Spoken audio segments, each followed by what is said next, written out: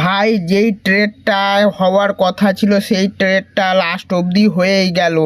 এত ঝড় উঠেছিল সেই ট্রেডটি নিয়ে, এলএসজি আর ডিসি টিমের ট্রেড নিয়ে, লখনৌ সুপার জায়ান্টস টিম আর দিল্লি ক্যাপিটালস টিমের ট্রেড নিয়ে।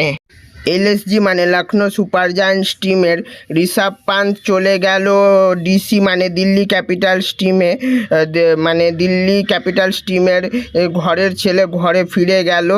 আর কুলদীপ যাদব চলে আসলো দিল্লি ক্যাপিটালস থেকে লখনৌ সুপার জায়ান্টস টিমে। আমি এই ট্রেড হওয়াতে বলবো যে ঋষভ পান্তের সুবিধা হয়েছে, কারণ সে 27 কোটির চাপে এলএসজি টিমে দম ফাঁপড়িয়ে যাচ্ছিল, তাই এই টিমে এসে তার সুবিধাই হয়েছে আমি বলবো। ঋষভ পান্ত এলএসজি টিমে 27 কোটি চাপে পারফরমেন্স দিতে পারছিল না, কিন্তু এই টিমে এসে সে আমার মনে হয় পারফরমেন্স দিতে পারে।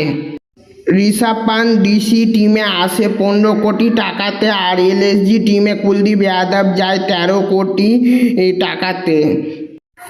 এই ট্রেড হওয়াতে কার বেশি, কোন টিমের বেশি সুবিধা হলো তা তোমরা কমেন্টে জানাও।